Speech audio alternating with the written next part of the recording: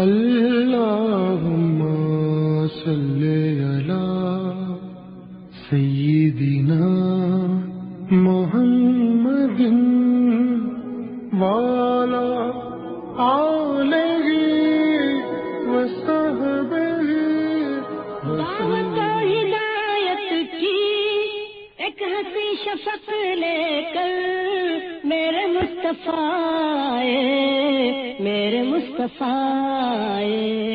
کفر کے اندھیروں میں نور کا طبق لے کر میرے مصطفیٰ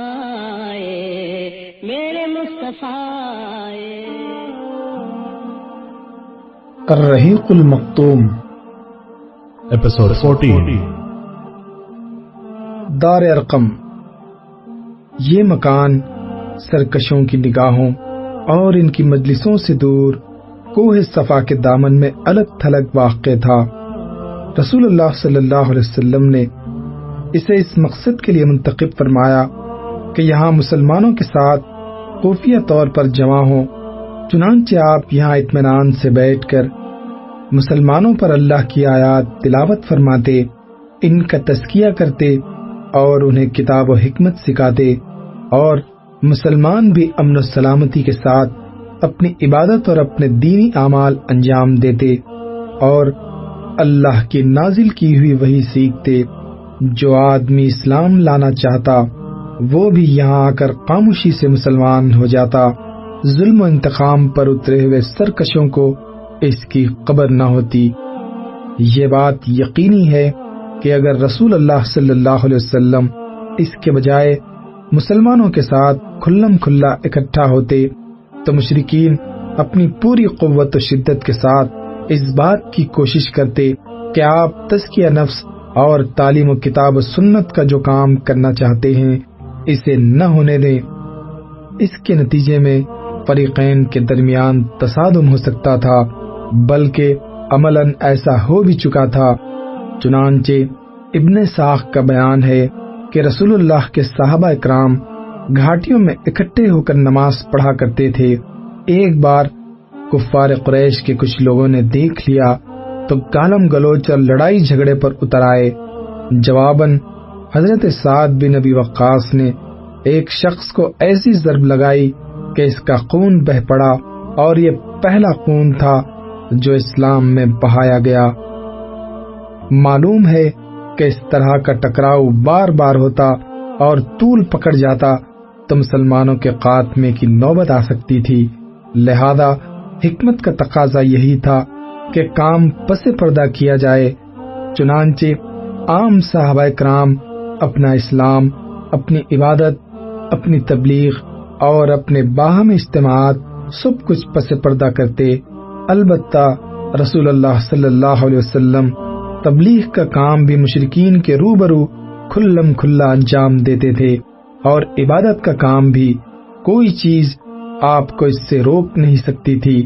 تاہم آپ بھی مسلمانوں کے ساتھ خود ان کی مصلحت کے پیش نظر خفیہ طور سے جمع ہوتے تھے۔ ادھر ارقم بن ابی الارقم مخزومی کا مکان کوہ صفا پر سرکشوں کی نگاہوں اور ان کی مجلسوں سے دور الگ تھلگ واقع تھا۔ اس لیے آپ نے 5ویں سنہ نبوت سے اسی مکان کو اپنی دعوت اور مسلمانوں کے ساتھ اپنے اجتماع کا مرکز بنا لیا۔ پہلی ہجرت حبشہ۔ جور و ستم کا مذکورہ سلسلہ نبوت کے 4 سال کے درمیان یا آخر میں شروع ہوا تھا، اور ابتداً معمولی تھا، مگر دن بدن اور ماہ بماہ بڑھتا گیا، یہاں تک کہ نبوت کے 5ویں سال کا وسط آتے آتے اپنے شباب کو پہنچ گیا، حتیٰ کہ مسلمانوں کے لیے مکہ میں رہنا دوبھر ہو گیا، اور انہیں ان پہم ستمرانیوں سے نجات کی تدبیر سوچنے کے لیے مجبور ہونا پڑا۔ انہی سنگین اور تاریک حالات میں سورہ زمر کا نزول ہوا، اور اس میں ہجرت کی طرف اشارہ کیا گیا اور بتایا گیا کہ اللہ کی زمین تنگ نہیں ہے۔ جن لوگوں نے اس دنیا میں اچھائی کی ان کے لیے اچھائی ہے، اور اللہ کی زمین کشادہ ہے۔ صبر کرنے والوں کو ان کا اجر بلا حساب دیا جائے گا۔ ادھر رسول اللہ صلی اللہ علیہ وسلم کو معلوم تھا کہ اسہمہ نجاشی شاہ حبش ایک عادل بادشاہ ہے، وہاں کسی پر ظلم نہیں ہوتا، اسی لیے آپ صلی اللہ علیہ وسلم نے مسلمانوں کو حکم دیا کہ وہ فتنوں سے اپنے دین کی حفاظت کے لیے حبشہ ہجرت کر جائیں۔ اس کے بعد ایک طے شدہ پروگرام کے مطابق رجب 5 نبوی میں صحابہ کرام کے پہلے گروہ نے حبشہ کی جانب ہجرت کی۔ اس گروہ میں 12 مرد اور 4 عورتیں تھیں۔ حضرت عثمان بن عفان ان کے امیر تھے اور ان کے ہمراہ رسول اللہ صلی اللہ علیہ وسلم کی صاحبزادی حضرت رقیہ بھی تھیں۔ رسول اللہ نے ان کے بارے میں فرمایا کہ حضرت ابراہیم اور حضرت لوط علیہ السلام کے بعد یہ پہلا گھرانہ ہے جس نے اللہ کی راہ میں ہجرت کی۔ یہ لوگ رات کی تاریکی میں چپکے سے نکل کر اپنی نئی منزل کی جانب روانہ ہوئے۔ رازداری کا مقصد یہ تھا کہ قریش کو اس کا علم نہ ہو سکے۔ رخ بحر احمر کی بندرگاہ شعیبہ کی جانب تھا۔ خوش قسمتی سے وہاں 2 تجارتی کشتیاں موجود تھیں جو انہیں اپنے دامن عافیت میں لے کر سمندر پار حبشہ لے چلی۔ قریش کو کسی قدر بعد میں ان کی روانگی کا علم ہو سکا، تاہم انہوں نے پیچھا کیا اور ساحل تک پہنچے، لیکن صحابہ کرام آگے جا چکے تھے، اسی لیے نامراد واپس آئے۔ ادھر مسلمانوں نے حبشہ پہنچ کر بڑے چین کا سانس لیا۔ مسلمانوں کے ساتھ مشرکین کا سجدہ اور مہاجرین کی واپسی۔ لیکن اسی سال رمضان شریف میں یہ واقعہ پیش آیا کہ نبی صلی اللہ علیہ وسلم ایک بار حرم تشریف لے گئے۔ وہاں قریش کا بہت بڑا مجموعہ تھا، ان کے سردار اور بڑے بڑے لوگ جمع تھے۔ آپ نے ایک دم اچانک کھڑے ہو کر سورہ نجم کی تلاوت شروع کر دی۔ ان کفار نے اس سے پہلے عموماً قرآن سنا نہ تھا، کیونکہ ان کا دائمی وتیرہ قرآن کے الفاظ میں یہ تھا: اس قرآن کو مت سنو اور اس میں خلل ڈالو، ادھم مچاؤ تاکہ تم غالب رہو۔ لیکن جب نبی صلی اللہ علیہ وسلم نے اچانک اس سورے کی تلاوت شروع کر دی اور ان کے کانوں میں ایک ناقابل بیان رانائی اور دلکشی اور عظمت لیے ہوئے کلام الہی کی آواز پڑی تو انہیں کچھ ہوش نہ رہا، سب کے سب گوش بر آواز ہو گئے، کسی کے دل میں کوئی خیال ہی نہ آیا، یہاں تک کہ جب آپ نے سورے کے اواخر میں دل ہلا دینے والی آیات تلاوت فرما کر اللہ کا یہ حکم سنایا کہ فَاسْجُدُوا لِلَّهِ وَاعْبُدُوا، اللہ کے لیے سجدہ کرو اور اس کی عبادت کرو، اور اس کے ساتھ ہی سجدہ فرمایا تو کسی کو اپنے آپ پر قابو نہ رہا اور سب کے سب سجدے میں گر پڑے۔ حقیقت یہ ہے کہ اس موقع پر حق کی رانائی و جلال نے متکبرین و مستہزئین کی ہٹ درمی کا پردہ چاک کر دیا تھا، اس لیے انہیں اپنے آپ پر قابو نہ رہ گیا اور وہ بے اختیار سجدے میں گر پڑے۔ لیکن بعد میں جب انہیں احساس ہوا کہ کلام الہی کے جلال نے ان کی لگام موڑ دی اور وہ ٹھیک وہی کام کر بیٹھے جسے مٹانے اور ختم کرنے کے لیے انہوں نے ایڑی سے چوٹی تک کا زور لگا رکھا تھا، اور اس کے ساتھ ہی اس واقعے میں غیر موجود مشرکین نے ان پر ہر طرف سے عتاب اور ملامت کی بوچھاڑ شروع کی، تو ان کے ہاتھ کے طوطے اڑ گئے اور انہوں نے اپنی جان چھڑانے کے لیے رسول اللہ پر یہ افترا پردازی کی اور یہ جھوٹ گھڑا کہ آپ نے ان بتوں کا ذکر عزت و احترام سے کرتے ہوئے یہ کہا تھا یہ بلند پایا دیویاں ہیں اور ان کی شفاعت کی امید کی جاتی ہے۔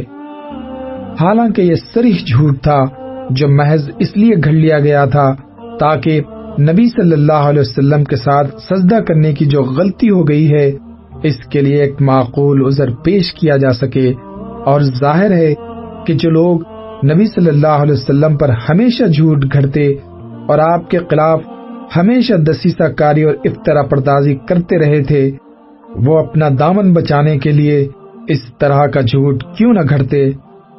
بہرحال مشرکین کے سجدہ کرنے کے اس واقعے کی خبر حبشہ کے مہاجرین کو بھی معلوم ہوئی، لیکن اپنی اصل صورت سے بالکل ہٹ کر، یعنی انہیں یہ معلوم ہوا کہ قریش مسلمان ہو گئے، چنانچہ انہوں نے ماہ شوال میں مکہ واپسی کی راہ لی۔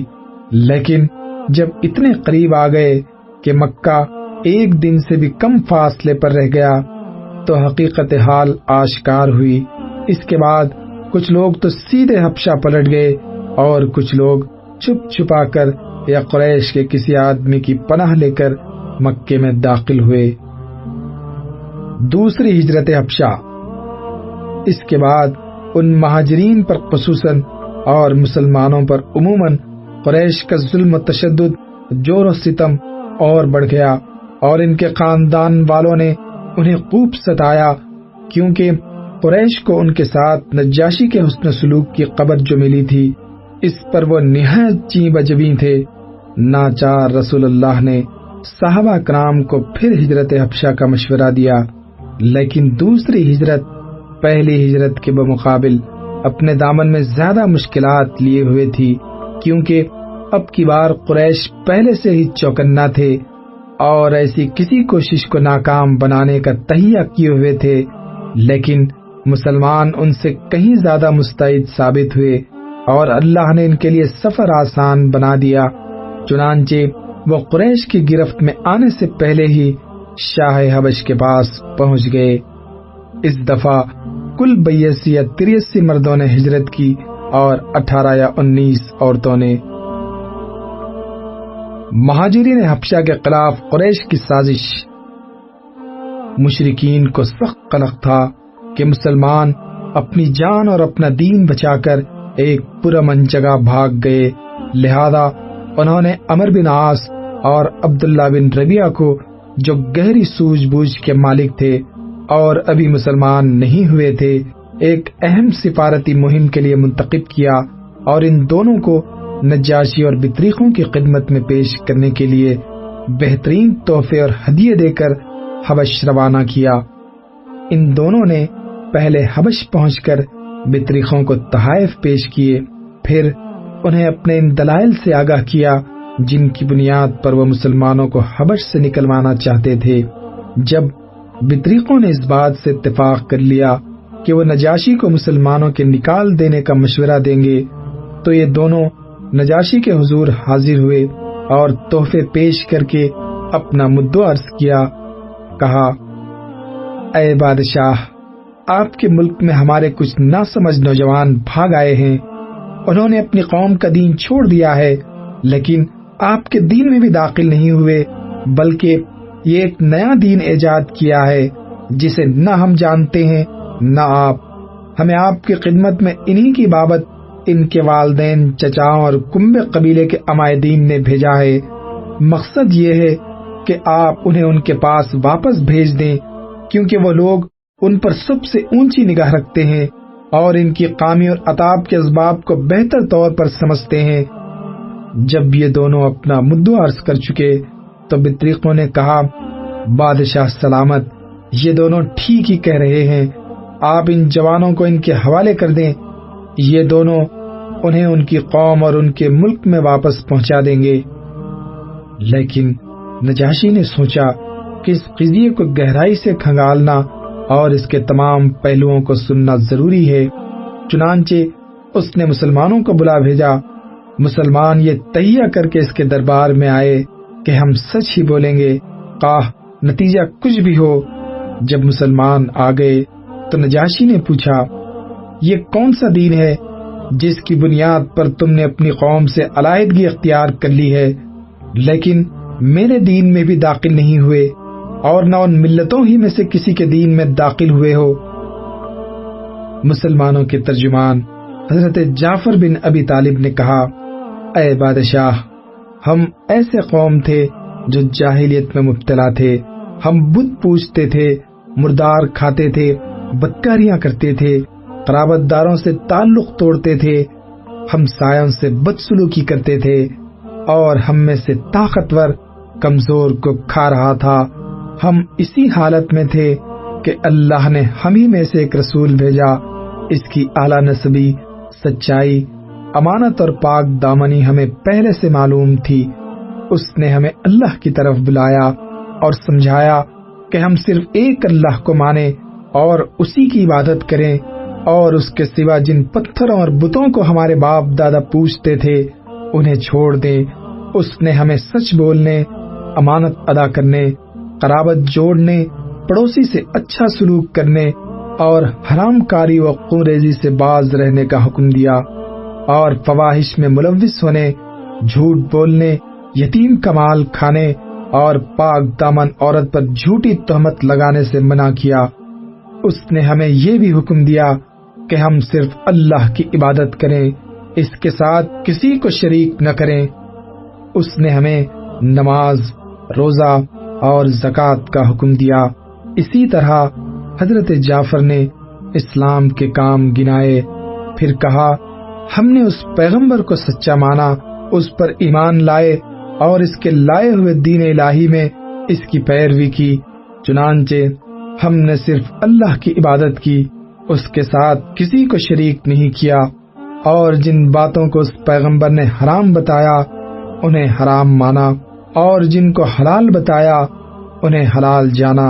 اس پر ہماری قوم ہم سے بگڑ گئی، اس نے ہم پر ظلم و ستم کیا اور ہمیں ہمارے دین سے پھیرنے کے لیے فتنے اور سزاؤں سے دوچار کیا، تاکہ ہم اللہ کی عبادت چھوڑ کر بت پرستی کی طرف پلٹ جائیں، اور جن گندی چیزوں کو حلال سمجھتے تھے انہیں پھر حلال سمجھنے لگے۔ جب انہوں نے ہم پر بہت قہر و ظلم کیا، زمین تنگ کر دی اور ہمارے دین کے درمیان روک بن کر کھڑے ہو گئے، تو ہم نے آپ کے ملک کی راہ لی اور دوسروں پر آپ کو ترجیح دیتے ہوئے آپ کی پناہ میں رہنا پسند کیا، اور یہ امید کی کہ اے بادشاہ آپ کے پاس ہم پر ظلم نہیں کیا جائے گا۔ نجاشی نے کہا وہ پیغمبر جو کچھ لائے ہیں اس میں سے کچھ تمہارے پاس ہے؟ حضرت جعفر نے کہا ہاں۔ نجاشی نے کہا ذرا مجھے بھی پڑھ کر سناؤ۔ حضرت جعفر نے سورہ مریم کی ابتدائی آیات تلاوت فرمائی۔ نجاشی اس قدر رویا کہ اس کی داڑھی تر ہو گئی۔ نجاشی کے تمام اسقف بھی حضرت جعفر کی تلاوت سن کر اس قدر روئے کہ ان کے صحیفے تر ہو گئے۔ پھر نجاشی نے کہا کہ یہ کلام اور وہ کلام جو عیسیٰ علیہ السلام لے کر آئے تھے دونوں ایک ہی شمعدان سے نکلے ہوئے ہیں۔ اس کے بعد نجاشی نے عمر بن عاص اور عبداللہ بن ربیعہ کو مخاطب کر کے کہا کہ تم دونوں چلے جاؤ، میں ان لوگوں کو تمہارے حوالے نہیں کر سکتا اور نہ یہاں ان کے خلاف کوئی چال چلی جا سکتی ہے۔ اس کے حکم پر وہ دونوں وہاں سے نکل گئے، لیکن پھر عمر بن عاص نے عبداللہ بن ربیعہ سے کہا اللہ کی قسم کل ان کے متعلق ایسی بات لاؤں گا کہ ان کی ہریالی کی جڑ کاٹ کر رکھ دوں گا۔ عبداللہ بن ربیعہ نے کہا نہیں، ایسا نہ کرنا، ان لوگوں نے اگرچہ ہمارے خلاف کیا ہے لیکن ہیں بہرحال ہمارے اپنے ہی کنبے قبیلے کے لوگ۔ مگر عمر بن عاص اپنی رائے پر اڑے رہے۔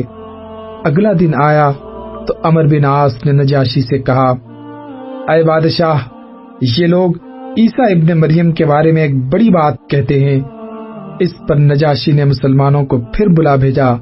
وہ پوچھنا چاہتا تھا کہ حضرت عیسیٰ علیہ السلام کے بارے میں مسلمان کیا کہتے ہیں۔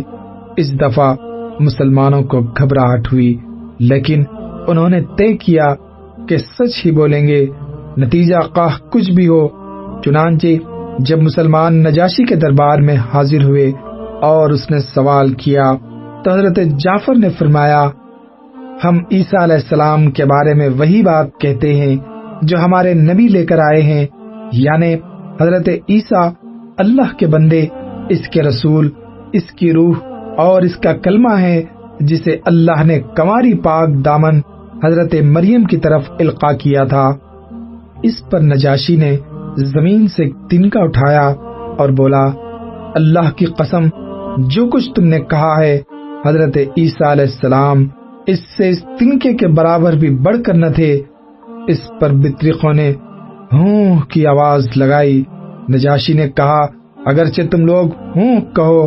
اس کے بعد نجاشی نے مسلمانوں سے کہا جاؤ تم لوگ میرے قلم رو میں امن و امان سے ہو، جو تمہیں گالی دے گا اس پر تاوان لگایا جائے گا۔ مجھے گوارا نہیں کہ تم میں سے میں کسی آدمی کو ستاؤں اور اس کے بدلے مجھے سونے کا پہاڑ مل جائے۔ اس کے بعد اس نے اپنی حاشیہ نشینوں سے مخاطب ہو کر کہا، ان دونوں کو ان کے ہدیے واپس کر دو، مجھے ان کی کوئی ضرورت نہیں۔ اللہ کی قسم، اللہ تعالیٰ نے جب مجھے میرا ملک واپس کیا تھا تو مجھ سے کوئی رشوت نہیں لی تھی کہ میں اس کی راہ میں رشوت لوں۔ نیز اللہ نے میرے بارے میں لوگوں کی بات قبول نہ کی تھی کہ میں اللہ کے بارے میں لوگوں کی بات مانوں۔ حضرت ام سلمہ جنہوں نے اس واقعے کو بیان کیا ہے کہتی ہیں، اس کے بعد وہ دونوں اپنے ہدیے تحفے لیے بے آبرو ہو کر واپس چلے گئے اور ہم نجاشی کے پاس ایک اچھے ملک میں ایک اچھے پڑوسی کے زیر سایہ مقیم رہے۔ یہ ابن اسحاق کی روایت ہے۔ دوسرے سیرت نگاروں کا بیان ہے کہ نجاشی کے دربار میں حضرت عمرو بن عاص کی حاضری جنگ بدر کے بعد ہوئی تھی۔ بعض لوگوں نے تطبیق کی یہ صورت بیان کی ہے کہ حضرت عمرو بن عاص نجاشی کے دربار میں مسلمانوں کی واپسی کے لیے 2 مرتبہ گئے تھے، لیکن جنگ بدر کے بعد کی حاضری کے ضمن میں حضرت جعفر اور نجاشی کے درمیان سوال و جواب کی جو تفصیلات بیان کی جاتی ہیں وہ تقریباً وہی ہیں جو ابن اسحاق نے ہجرت حبشہ کے بعد حاضری کے سلسلے میں بیان کی ہے۔ پھر ان سوالات کے مضامین سے واضح ہوتا ہے کہ نجاشی کے پاس یہ معاملہ ابھی پہلی بار پیش ہوا تھا، اس لیے ترجیح اس بات کو حاصل ہے کہ مسلمانوں کو واپس لانے کی کوشش صرف ایک بار ہوئی تھی اور وہ ہجرت حبشہ کے بعد تھی۔